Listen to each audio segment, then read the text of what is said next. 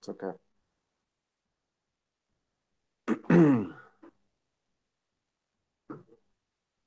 All right, and we are live. Welcome everyone to the fourth live session of the massively open online course for the University of Nicosia's master's degree in digital currency. This is Andreas Antonopoulos. Hello, I'm answering your questions. First of all, let me know on the chat room. Can you hear me clearly? Can you see me clearly? Is everything okay? Hi, everyone. Welcome to session 5. Session 4. Session 4. Great. Everybody can hear me. Let's get started right away. I'm going to apologize in advance. I have a very bad cold, so I might have to stop and cough and sneeze. And I don't have a way of muting my microphone from over here, so you're going to hear all of that. We're going to cut it out in the post-production edit, so the video is going to look flawless. But one of the disadvantages of being live is that you're going to hear it all. All right. So in this session, we talked about wallets, and I have lots of really great questions. There's a lot of confusion around wallets, and they're not easy to understand. So we'll get started in just a second.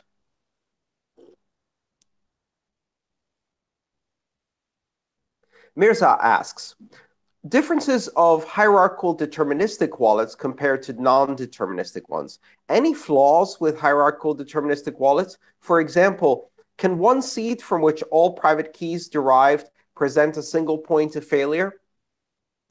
Yes, Mirza.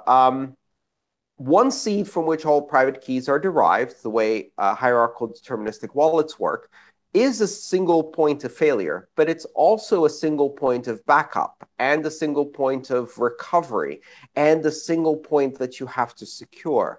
And in the big scheme of things, that actually makes them more secure and much more convenient than non-deterministic wallets. You see, the problem is if you have lots of different private keys, then you may have a slightly higher level of security because you don't have a single point of failure. But the difficulty in managing all those private keys and correctly backing them up and recovering them is so high that you're much more likely to lose your money, not because you get hacked, not because it gets stolen, but because of a problem with your software or hardware that leads to a memory loss, data loss, and as a result, private key loss. And that private key loss results, of course, in loss of the funds. With a seed, it's a lot easier to back up all of your keys, do it once, and then you can generate as many keys as you want from that single seed. And that's convenience, that ease of use, actually makes it more secure for the average person because it prevents loss of data. A lot of people who get into cryptocurrencies at first worry very much about having their money hacked or stolen. And the truth is that far more people lose cryptocurrencies because they lose the keys. They lose access to the keys. And in fact, in many cases, people try so hard to prevent their cryptocurrencies from being hacked or stolen that they create these elaborate schemes with homemade encryption and encrypting and then putting on various online services or USB sticks and trying to do all kinds of schemes. And these schemes are not standard, they're easy to forget, and more often than not, people lose money because of their DIY cryptography schemes. The best way to protect your funds when you're using cryptocurrencies is to use a standards-based mnemonic phrase that produces a standards-based hierarchical deterministic wallet that you store that standards-based mnemonic phrase in a very simple way. Probably the most simple way to do that is to use a pen and paper and write down the 12 or 24 words, laminate them so that they can be protected from water damage, which is kind of the most common way you can lose a seed, and then put them somewhere safe, in a safe deposit box, in a locked drawer, in a safe in your home. It's actually a very secure mechanism if you follow the standards.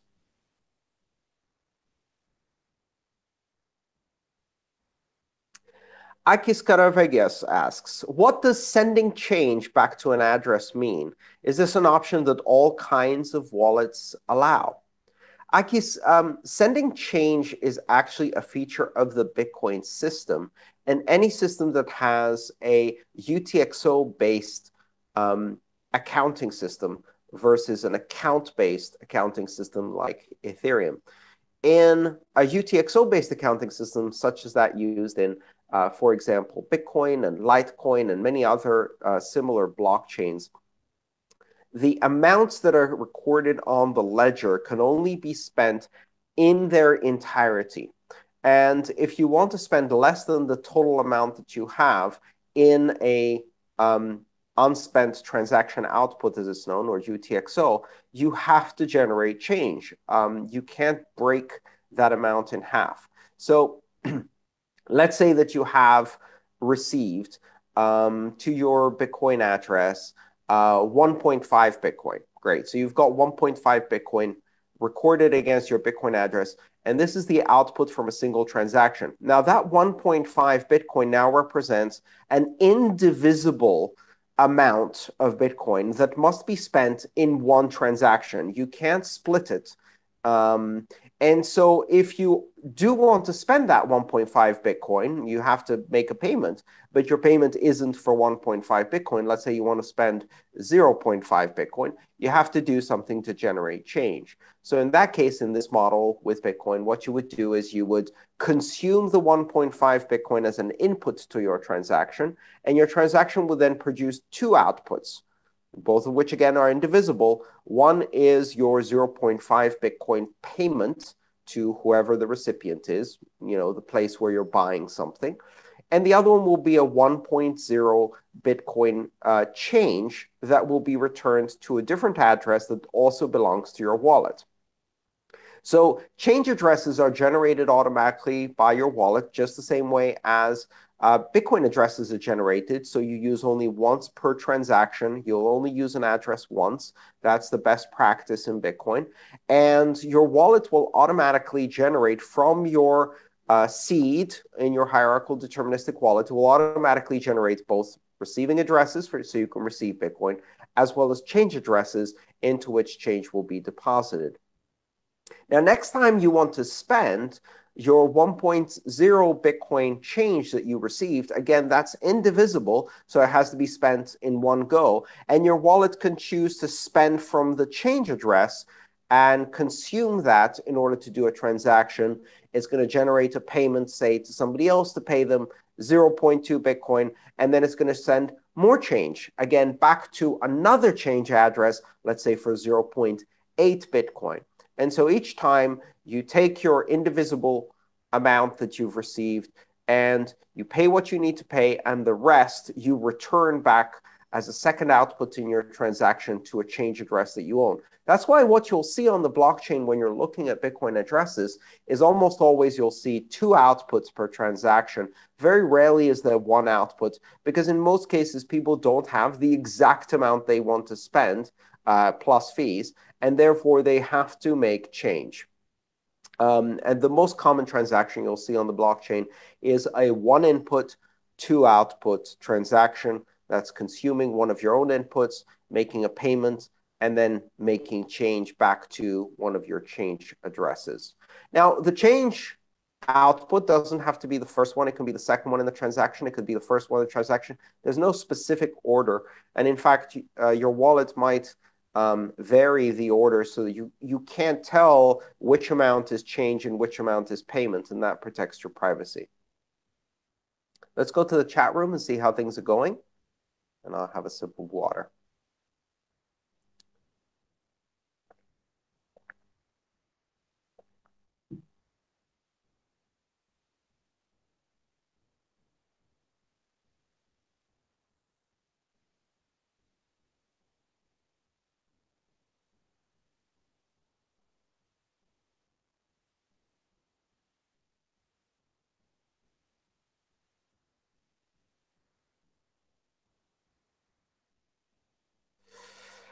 Eric has a follow-up question to what I was just talking about, which is it possible to specify the number of outputs that results from whatever inputs are given if, for example, one wanted to break up a larger amount of Bitcoin into smaller amounts?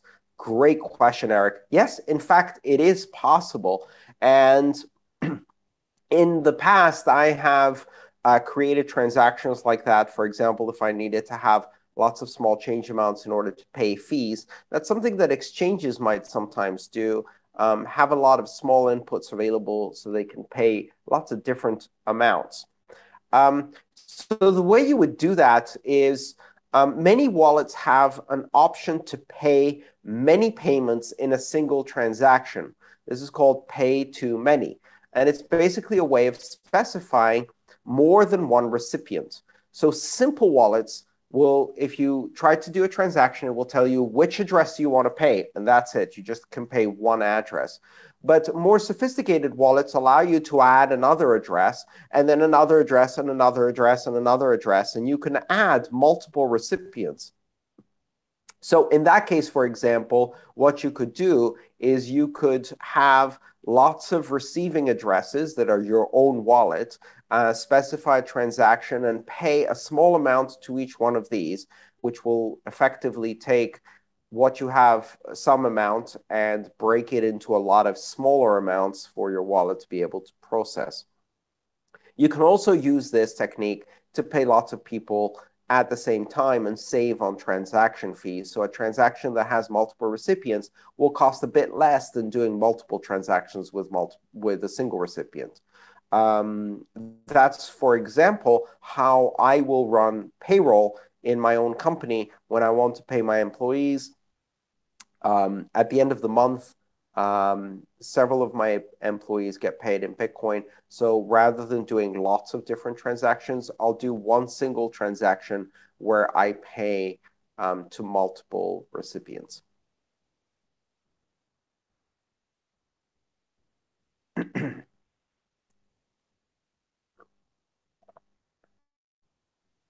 Arnid asks, are there or have there existed in the past mobile full nodes, full validation nodes? Arnid, yes, there have been in the past. I believe the first Android Bitcoin wallet was a full validation node. I believe the first version, and this was written by Andreas. I believe that was a fully validating node, which means that it connected to the peer-to-peer network and it downloaded transactions and blocks, just like Bitcoin Core running on your desktop or on a server does. Nowadays, I don't know of any mobile full node. And the reason is that the burden on data and CPU is too much for a mobile device.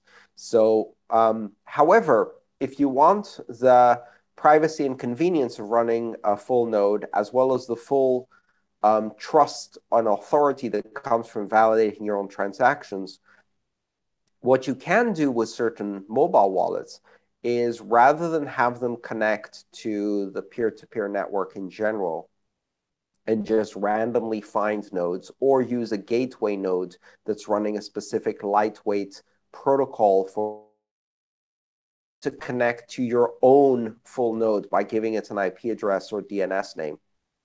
I know that Samurai does that. Some of the other mobile wallets do that too. So if you specify your own full node and you tell your mobile to connect to that, then it will only use that node to validate transactions and balances and to download information. And then your own node will act as your trusted source for validating the full blockchain. That way you don't trust the third party.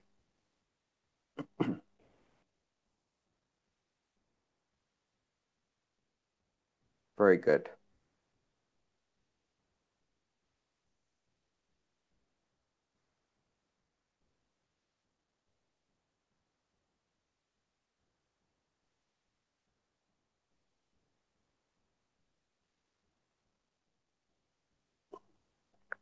Christian asked, I'm afraid of mobile wallets as Google or Apple may have access to my data. Is that correct? Am I being too paranoid with mobile wallets? Christian, the truth is that in terms of security,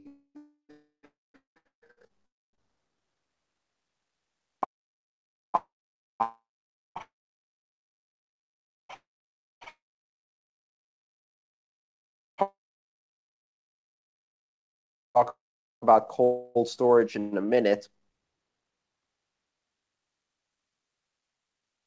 Of Android. So these modern devices are very good device security. And as long as you are downloading all kinds of from and broke and you keep up with mobile smartphone, probably more secure than, say, a Windows 10 desktop that you have at home that is used for general purpose computing.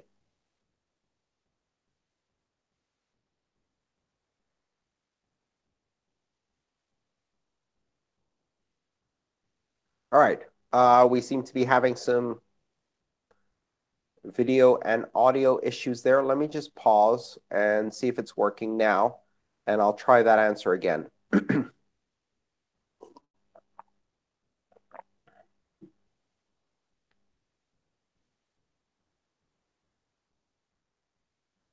Okay. Is the audio better now? Thank you for letting me know very quickly. Great. Let's go back and I'll answer Christian's question again.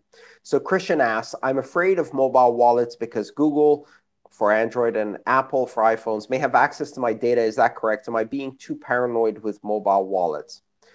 And Christian, the truth of the matter is that a mobile wallet is probably more secure than your desktop.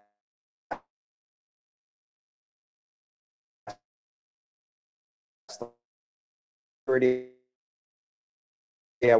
would probably say a hardware wallet is the most secure. Mobile is the least. The reason for that is because it's more macOS desktop than it is to secure operating system smartphone, which hasn't been Android 7 or above. These devices signed. If you don't go download it,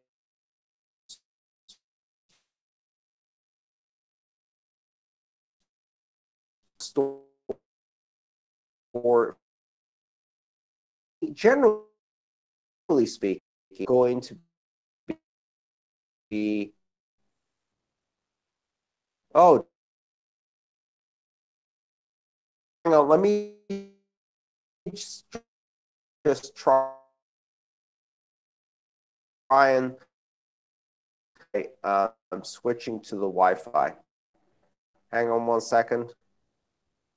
Here and see if this, okay, let's take it gets a bit better. It seems that my mobile connection here has been problematic. As soon as I talk about how good smartphones are, my smartphone stops working. Second time on the same question, so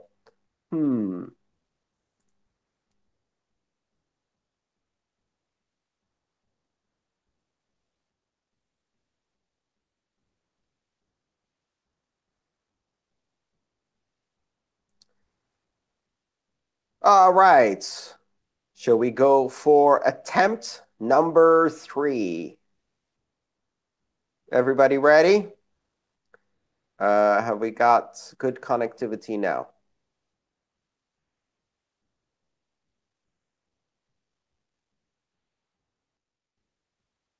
Excellent.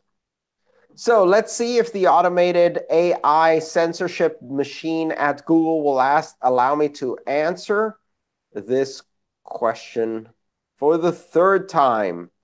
Christian asks, I am afraid of mobile wallets as Google for Android or Apple for iPhones may have access to my data. Is that correct? Am I being too paranoid with mobile wallets? Well, Christian, I think that mobile wallets are actually more secure than other options that people may have. And part of the reason for that is, yes, while Google and Apple may have the ability to essentially certify which apps run on your phone, these devices are generally more secure than the average desktop. A mobile device properly secured, so a modern Android 6 or above, Android 7 or above, or iPhone 6 and above, has a hardware security module and accepts only applications that are digitally signed so that they're controlled.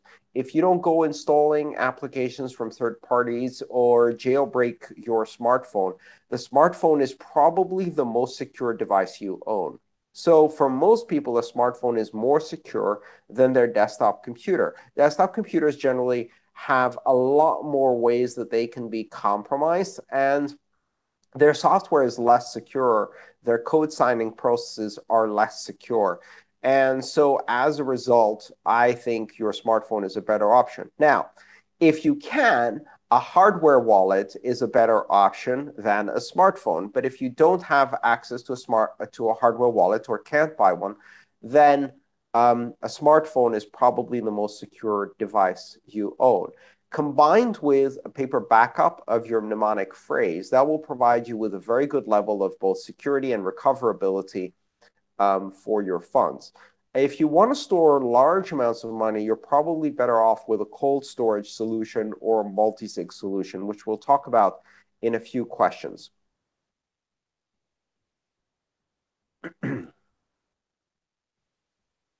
Marcel asks, there is demand from people that would like to have a bank account with cryptos. Is there a possibility to have something like a digital safe in an institution like a bank instead of putting a paper wallet in a real bank safe?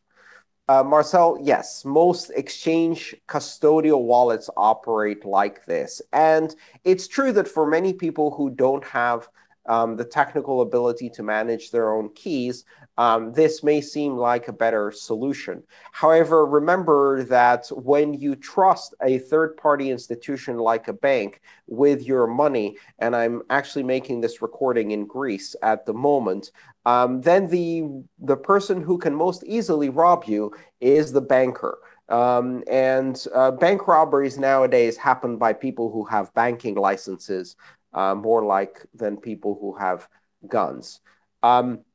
Custodial accounts where somebody else has control of your money is the old model of money. The whole point of cryptocurrencies is to remove intermediaries such as the banks and to have direct control of your own money using direct control over your own keys. And the simple meme that I've tried to create to express this is your keys, your coins, not your keys, not your coins. If you put your funds in a bank account with a custodial institution, then you do not have control over your keys. Therefore, you don't actually own any coins. You have a promise from a third party that they will give you those coins when you ask for them. And those promises can, and speaking as a Greek, have been broken repeatedly. So trusting third-party institutions is antithetical. However, there are plenty of people who do that every day in cryptocurrencies, and they use exchange wallets and third-party custodial wallets that hold the keys for them. And if you're doing that, you're taking a significant risk. Hardware wallets are actually fairly easy to use, and the backup of seeds with pen and paper can be a fairly straightforward process. So it's not impossible for people to educate themselves on how to securely manage their own cryptocurrency and not need to have a third-party institution like a bank. The next topic we're going to talk about is cold storage. So let me take a quick break here and see.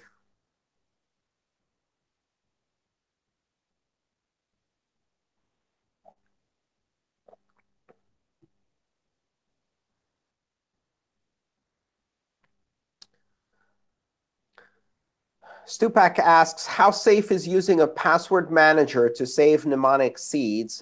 It's only as safe as the password manager, and you have now created a very big incentive for someone to hack your password manager.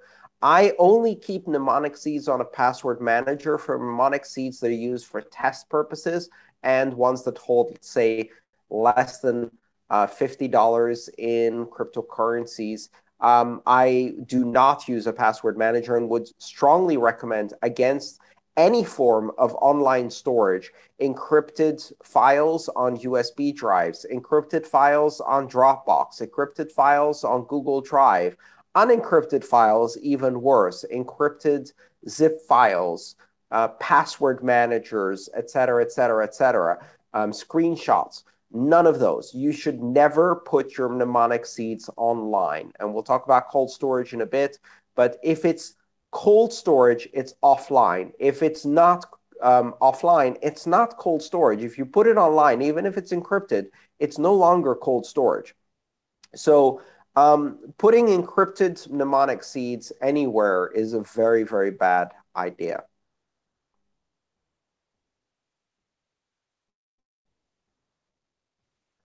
All right, so let's talk about cold storage. Levi asks, why is it impractical to use cold storage for daily transactions? Is it because cold storage is only possible on external devices such as a ledger or Trezor? Can't this be implemented in your smartphone, for example? Levi, yes, it can be implemented in your smartphone, but then it's not cold storage. Then it's a warm wallet. So this is something which is a bit of a contentious issue because there is no clear definition of what cold storage is. But generally speaking, the closer the keys are to an online device that is connected to the internet and in the memory of that device, encrypted or otherwise, we call those hot. So if you have a wallet that is on a smartphone and the keys are in the memory, that's a hot wallet. Now, if the wallet was on a smartphone, but the keys were in some kind of external device, maybe you'd call that a warm wallet or warm storage. If the keys are offline and the signing takes place on an offline device, that is cold storage. And some people say if the keys are offline and you don't sign on any device or you only sign on a device that's never been online, that's super cold, freezing storage. But again, these are not really scientific terms. So the reason why we generally call offline hardware wallet devices like the Ledger, the Trezor, the KeepKey, etc., cold storage is because the signing and the key storage happen on a device that itself is not ever connected to the internet. Now, it connects to your computer via a USB bus, and that provides a very narrow channel over which it can be attacked. That makes it a lot more difficult to attack these devices. And again, that's not entirely cold storage, but it's colder than having the keys on the desktop.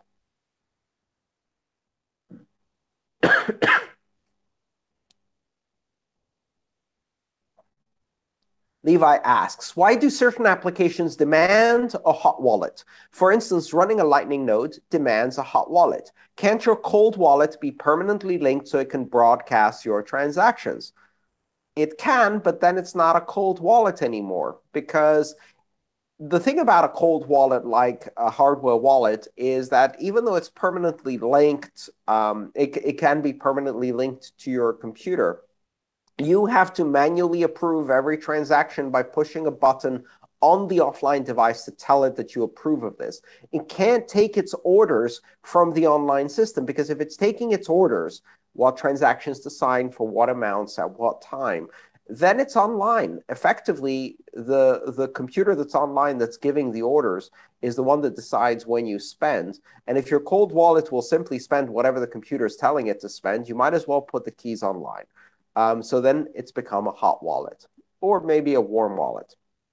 So the real issue here is that cold storage is for systems where you do not make frequent transactions, your savings account, if you like, and you use a smaller amount that you have in a wallet that's warmer to make your daily transactions. In any case, a Lightning node is or Lightning Wallet is intended to be used for day-to-day retail payments. It's not intended to be where you keep long-term, large amounts of money that you're not going to access very often. So therefore, why would you even need to connect that to cold storage? A Lightning node can run a hot wallet, and that's because you're not going to put a lot of money on it. You shouldn't put a lot of money on that device because it's for day-to-day spending.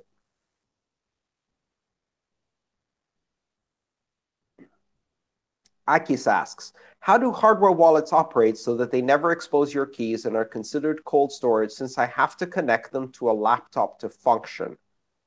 Great question, Akis. And this is a bit of a gray area because whether you call it cold storage or not is really a bit subjective.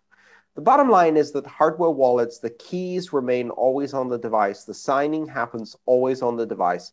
And you should only interact with this device through buttons and screens that are on the device to verify that all of the information you are seeing is correct and that you authorize every transaction that that device signs through a secure interface.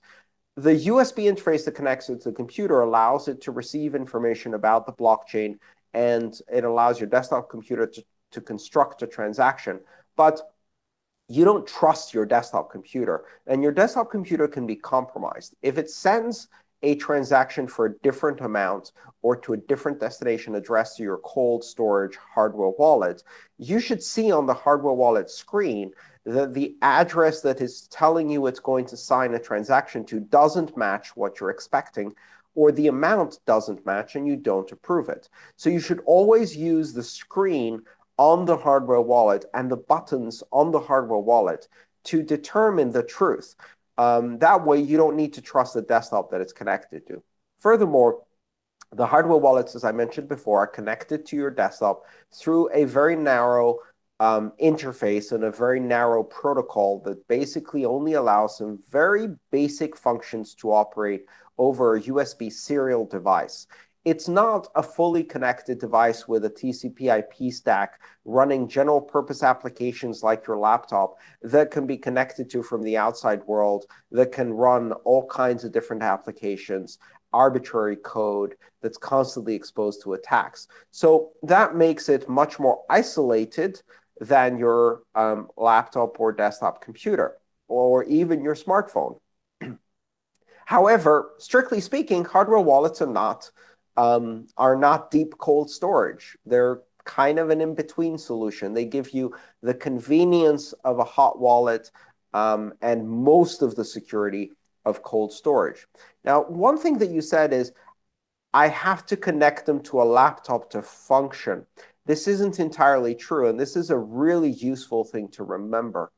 In fact, for some of the functions of a hardware wallet, you do not need to connect them to a laptop. You just need to connect them to power. And this is very, very useful for producing cold storage, effectively paper wallets or seeds using a hardware wallet. Let me give you a scenario here. You can take one of these hardware wallets that's brand new and hasn't been initialized, and you can connect it directly to a USB power port that's plugged into your wall, a dumb transformer, or even better, a battery pack, one of your backup battery packs that you have for recharging your USB devices. The hardware wallet will turn on, and you can generate a new seed, 24 words, on that hardware wallet without ever connecting it to a computer, and write down those seed words right off the screen of the hardware wallet, and then disconnect it and wipe it and never connect it to a computer. That's essentially using the hardware wallet as a random number generator to generate your mnemonic phrase that you can then put into cold storage, essentially by writing it down and never putting it online. You can even generate addresses on your hardware wallet that you can then write down or copy to your computer later. And you can then send funds to those addresses, and the seed isn't even on the hardware wallet anymore because you've wiped it. So when the hardware wallet is actually connected to your laptop, it doesn't have a seed on it. So there are some functions that you can do just by giving the device power without actually connecting it to a laptop. Which answers your second question, which is, how can a paper wallet be constructed offline so that it is considered cold storage? This is probably one of those very controversial catch-22 questions. You will hear a lot of people tell you that a paper wallet is more secure than a hardware wallet. And that is true if you are a security expert. And it is not true for the 99.99% of users. And here's the reason why. To construct a paper wallet, you must first initialize a clean offline computer. And that step one is insurmountable for 99.9% of non-technical users. As someone who's been doing security and building isolated or air-gapped systems for probably 25 years now, I can tell you that it takes me days of preparation to build an offline system and build it correctly.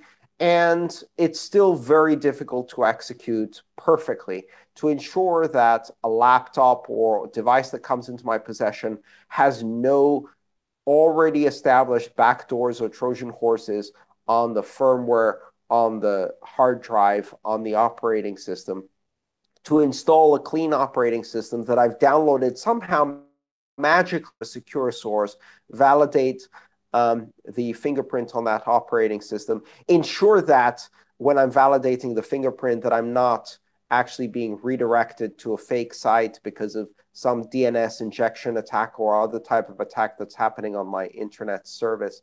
And then somehow transfer that operating system from a hot computer where I downloaded it to this offline computer that can't touch the internet using USB devices that have a million vulnerabilities that can inject through USB on USB drives is a very difficult process. By comparison, what is a hardware wallet other than an offline computer? So step one to create a secure paper wallet is build an offline computer with a secure operating system that has minimal number of applications on it. Well, guess what? That's a hardware wallet. And if you think that it's difficult to securely source a hardware wallet that hasn't been tampered with from the right distribution source, it is just as difficult, if not more difficult, to source a laptop that hasn't already been infected or tampered with from normal distribution sources. So, and if you could, in fact, confirm that a laptop hasn't been tampered with, then you certainly have the capability to confirm that a hardware wallet hasn't been tampered with. And if you could find and install secure operating system for a laptop, you can, in fact, even more easily install secure firmware on your hardware wallet. And finally, with your laptop, you would have to print out that paper wallet on a printer that you can trust will not retain a memory of that private key. Whereas, in fact, generating a seed on a hardware wallet and writing it down on paper is a lot easier. So you will see a lot of guides out there and a lot of advice that tells you that the most secure solution in cryptocurrency is a protocol for building a set of offline computers, such as offline laptops, that spare laptop that you haven't used in years. And step one is securely install an operating system. And 99.9% of users cannot complete that step correctly. They think they can. They might think they've achieved that, but the chances of that getting malware on it that can communicate keys through a USB device is pretty high, higher than the chances of being able to execute the installation of a hardware wallet and being able to use a hardware wallet correctly. So use a hardware wallet. Don't try to build a paper wallet alternative, which is much more difficult. Let's check in with the chat room quickly.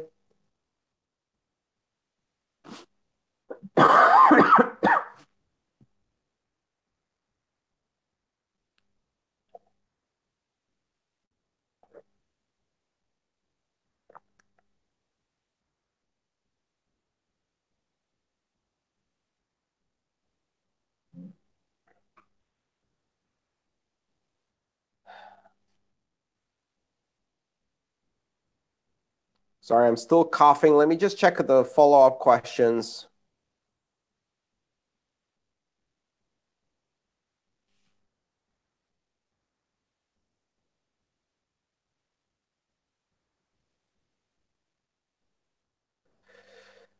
Some people are talking about what happens if a hardware wallet breaks or the software gets corrupted or it stops working.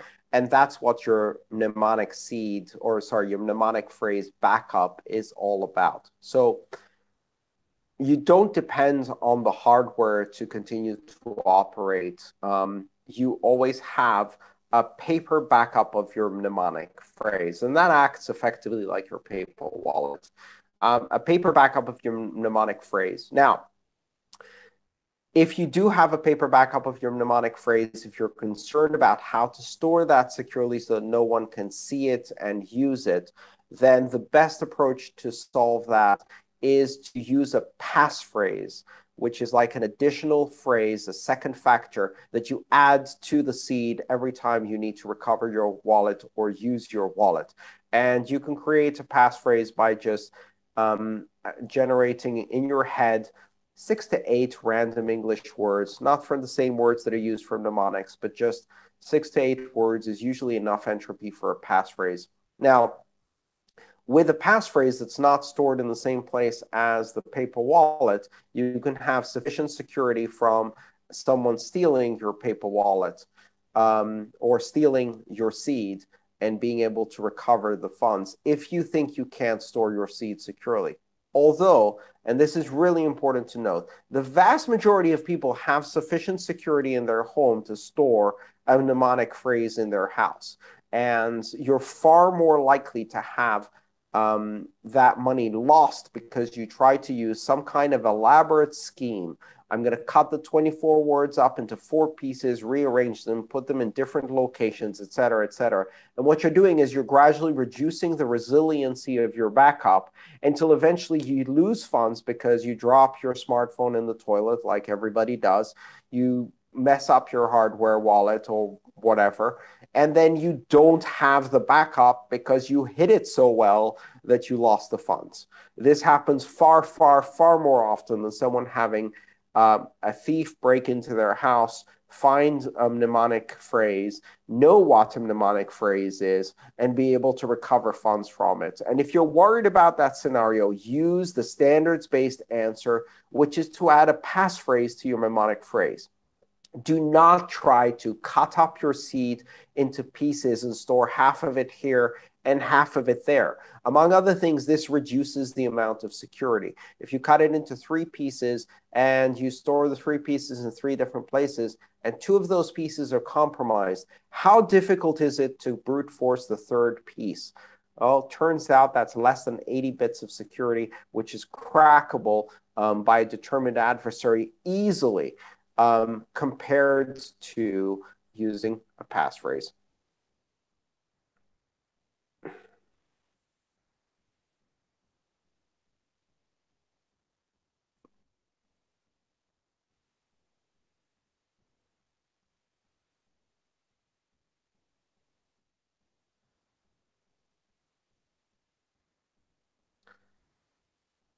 All right, let's look at some more questions here.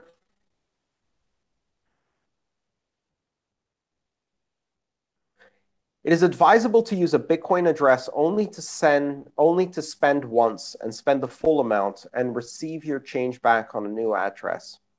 Are these addresses linked to the same combination of private-public key pairs, or am I also required to generate a new pair? Arnid, you don't need to worry because in most modern wallets, the addresses are generated from the same mnemonic phrase, from the same hierarchical deterministic seed. So you only need one backup of your mnemonic phrase, and your wallet will generate as many addresses as you need and as many change addresses as you need. You do not need to generate a new seed for every address. Just one seed can generate billions of addresses for you, and they can all be recovered from that one mnemonic phrase or seed. Manveer asks, isn't it a major caveat of storing your private keys on USB that any device you plug it into has to permanently remain offline in order for it to be considered cold storage? Yes, absolutely. Because if you plug it into a device in order to sign with those keys, a USB storage device can only be cold storage if the device you plug it into is also cold storage. Otherwise, it's a hot wallet. Also, USB drives are extremely unreliable. The level of failure of a basic USB thumb drive data storage device is much greater than you imagine, especially if you leave them for long-term storage. They're susceptible to electromagnetic radiation problems. They're susceptible to moisture. They're very sensitive to heat. They're very sensitive to electric currents, static electricity, and you lose data with these very easily. Now, some people might suggest encrypting the data you put on a USB drive. That's even worse because then a lot of people forget the encryption passphrase and then they lose their funds. Do not try to invent your own security. Use a properly designed security device, such as a hardware wallet, and then follow the exact process recommended by the manufacturer, writing down your seed in a single place, using a passphrase for additional security, etc., etc. Fen asks, it's mentioned that for paper wallets, there is a risk of losing the remaining balance when withdrawing only part of the funds. Why is that so? This is a great question. Fen, the reason this happens is that people misunderstand how paper wallets work, and they don't appreciate what happens when they try to spend from a paper wallet. So, a regular paper wallet is simply a private key and public key written down on paper. When you want to spend from that, you usually load that into some software.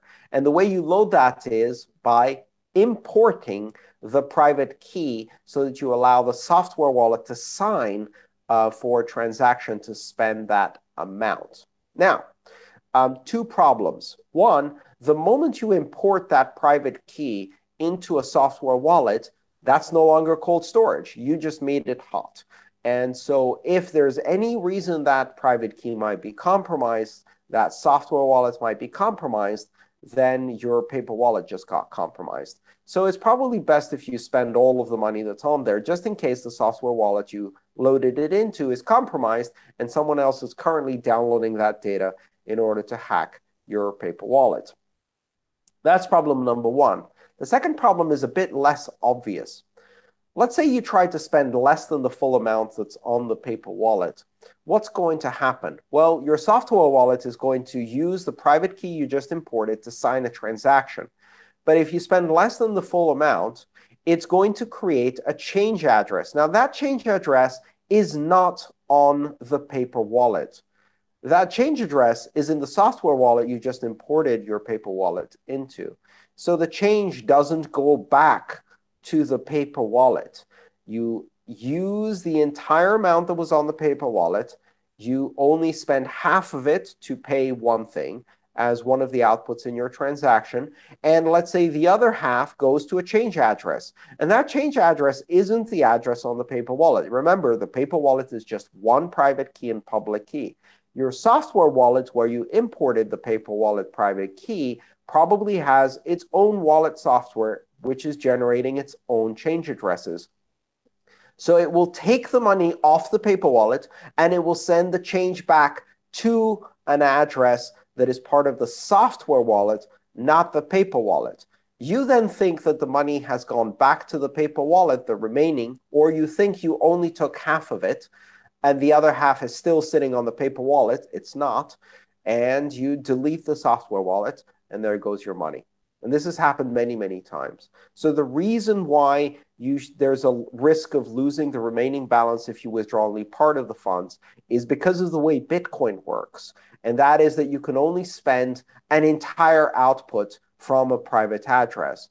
And if your private key on your paper wallet has an output that's bigger than what you want to spend, your software wallet is going to generate a change address which is not on the paper wallet, and then The money is not on the paper wallet anymore. The change went somewhere else.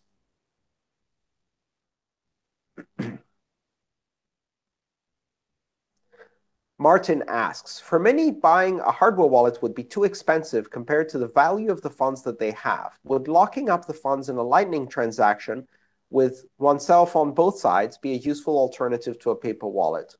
Martin, quite honestly, if you can't afford to buy a hardware wallet and you're talking about storing amounts of cryptocurrency that make a hardware wallet seem expensive, then your best solution is to use a smartphone-based wallet and back up that wallet by writing down the mnemonic phrase that your smartphone offers. So download a software wallet for your smartphone, preferably one that is well reviewed and well rated for your iPhone or Android or whatever smartphone you have.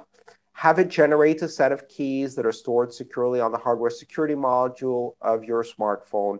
Write down the mnemonic phrase as a backup that your smartphone will display and keep that as a backup. And that is going to be a much more secure device.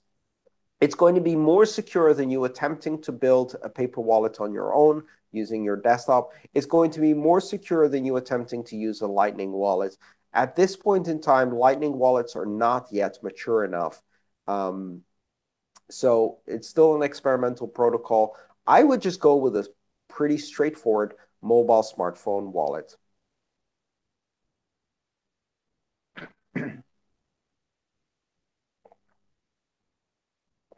All right, let me just check in the chat room, see if we've got any follow-up questions to this. Lots and lots of discussion going on.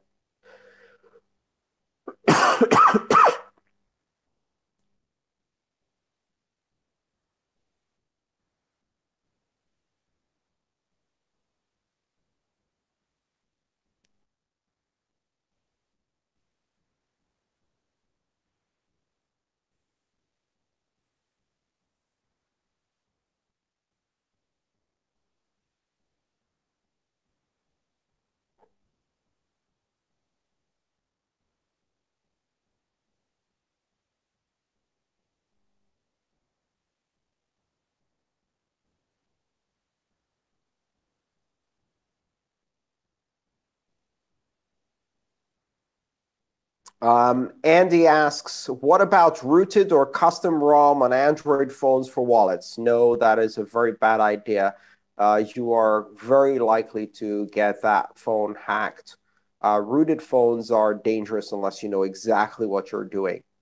Ed asks, is there no safe way to check balance on your paper address? Yes, by importing just the public key, you can check the balance. Just don't import the private key. If you import the private key, spend all of it and create a new paper wallet and send the money there so that you can start fresh. Again, paper wallets are difficult to use for most people. Use a smartphone instead. Let's see.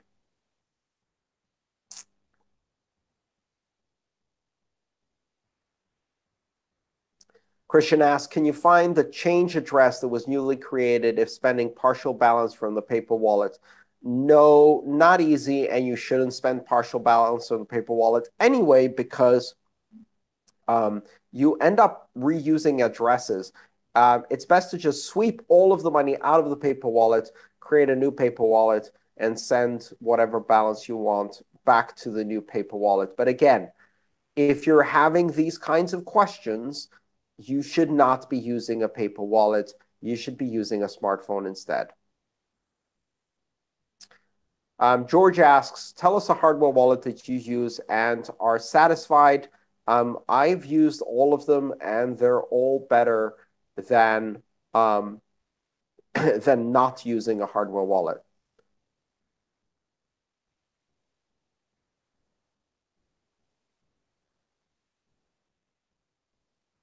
Gabriel asks, could Bitcoin cold storage be a way to put Bitcoins in the hands of regular people and therefore popularize them, as cold storage would be similar to coins and papers? Gabriel, I think what you're describing isn't really cold storage, but what's called Bitcoin specie or portable Bitcoin. And we've seen devices like that. Probably the most well-known example is the Open Dime device. And that's a USB device that has it's basically like a paper wallet on a USB device. It's a custom designed USB device.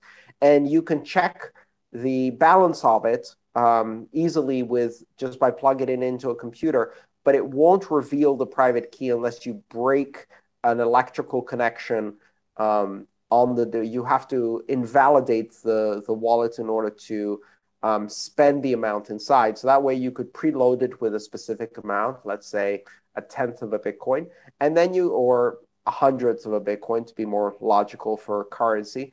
And then you could hand it like a paper coin, like a paper banknote or coin to someone, and they could check that it's the right amount and then take that and then give it to someone else to buy something else. So that's a similar amount. But in general, that makes Bitcoin less useful because you have to physically pass it from person to person.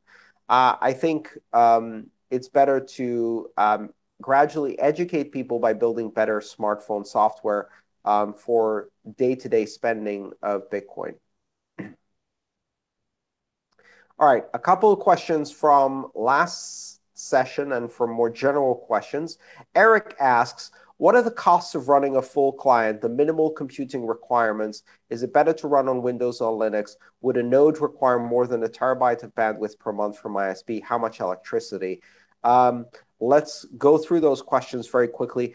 What are the costs of running a fully validating client? They're not that substantial, especially if you have a modern fixed connection to the internet, such as a DSL or a cable connection to the internet, and you don't have a low total capacity or bandwidth cap, as it's called by your service provider. The minimum computing requirements, you're looking at a computer that has 4 gigabytes of RAM and maybe a 2-core CPU should do just fine. SSD-based hard drives are going to be able to do the initial blockchain download, the initial sync, as it's called, faster. If you have an old-style hard drive, then you're going to need more RAM in order to cache the transactions as they're being received over the wire. Otherwise, it can take a very long time to do the initial blockchain download. With a 4 gig computer and an SSD drive, and it doesn't have to be that fast, you can do the initial blockchain download in 2 to 4 days. With a slow hard drive and not enough RAM, it could take 2 to 3 weeks to do the initial block download, but it will still do it. Is it better to run from Windows or Linux? It doesn't really make a difference. It's better to run it from whichever operating system you're familiar with. Both work perfectly fine for downloading a Bitcoin full client. I prefer using command line in Linux, but that's entirely a personal preference.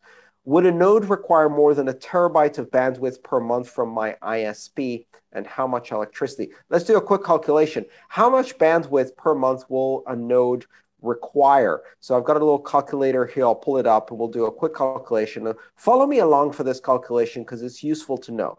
So blocks come out every 10 minutes. That's 24 hours times 60 divided by 10. And so you're going to get 144 blocks per day. So 144 blocks per day. Now, on average, a block is 2 megabytes, maybe say 2.5 megabytes, the new SegWit blocks at most. So let's take the maximum, 144 blocks per day times 2.5 megabytes a day. That's going to be 360 megabytes per day of downloads. Now, on average, your node is going to receive a block once or a transaction once. And if you have it configured to help other nodes on the network, it's probably going to upload that block to 2 or 3 other nodes. So let's multiply that by 4. So that's 1.4 gigs per day times 30. That's 43 gigs a month. So 43 gigs of data a month, up and down. And that's kind of maximum. You can tweak it. You can reduce how much data you use. You can configure it to use less data on the wire for bandwidth. And you can also configure it to use less data on the disk. On average, your disk space, you're going to be looking at about 250 gigs for a fully indexed blockchain, maybe 100 and something gigs for a non-indexed blockchain. And that's whether it keeps copies of the entire transaction and every transaction. I use a fully indexed node, so I'm storing about 250 gigs of data at the moment. So if you get a 500 gig SSD hard drive, which are not that expensive nowadays, you can easily store and run a full node. Hardware as simple as a Raspberry Pi can run a full node, but you can also get mini PCs, which are PCs that have no fan, so they're quiet, fanless PCs from Intel. These are really simple. They're designed to run Chrome operating system and things like that, but you can run Linux on it, put a 500 gig SSD in there, and you can easily build your own fully indexing node. So 43 gigs a month isn't usually a problem for most ISPs. Most ISPs have a cap of between 200 and 500 gigs per month in the US at least. So you should be comfortable running a node with those specifications. And the final question there from Eric is how much electricity? And really, a computer like that is probably about 120 watts. So 120 watts times 24 hours a day times 30 days. It's not that much. 120 watts is one of those old high-powered incandescent lights. I wouldn't expect you to spend more than at most a few dollars in electricity per month to run a computer like that 24 hours a day. Great. So that completes this section. Let me just quickly check in the chat room, see if there's any very relevant questions.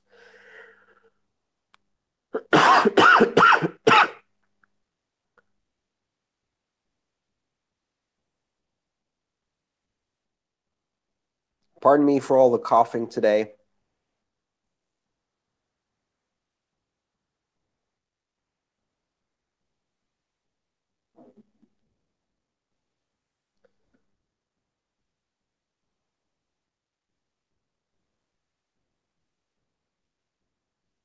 All right. I think we've covered most of the things that were relevant here.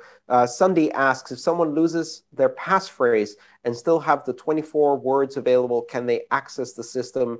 No. You might be able to brute force the passphrase if it wasn't very complex. That's going to take a lot of computing power. There's a stretching algorithm that applies several thousand rounds of hashing in order to ensure that you can't easily brute force the password by trying every possible combination.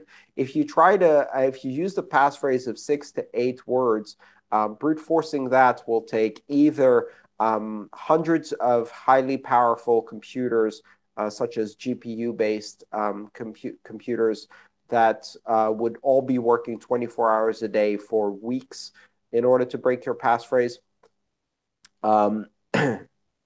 Or it would take a single computer years to break a passphrase. So you need to balance how difficult you make your passphrase depending on how likely you think it is that someone can steal your seed. One of the ways to think about this is if you have a mnemonic phrase, it's best to put it in what's called a tamper-evident envelope. You can buy these from a variety of stores. A lot of organizations use them to store cash. And what these are plastic opaque envelopes. You can't see through them. And the way they seal, you can't open these bags without cutting them. They can't be frozen or heated to break open without leaving a mark. So these bags are used usually to protect cash from theft. But what you can do is you can take your mnemonic phrase, and put it inside one of these tamper-evident bags. And that way you can tell if someone's tried to open your mnemonic phrase. You can check your backup location once a month or once every couple of weeks. And then you know that nobody has looked at your mnemonic phrase and it's safe. And if you see evidence that someone's tried to break into it, then you can move your money before they have time to crack your passphrase. So that's a good level of security. Most people honestly don't even need that level of security for their mnemonic phrase. All right, that covers everything we have for this time. Thank you for attending. This was the 4th session of the 10th iteration of the Massive Open Online course for the master's degree in digital currencies by the University of Nicosia. This is Andreas Antonopoulos. Sorry for all the coughing and sneezing today. I will be answering your questions again next week for our 5th session. See you then. Bye-bye.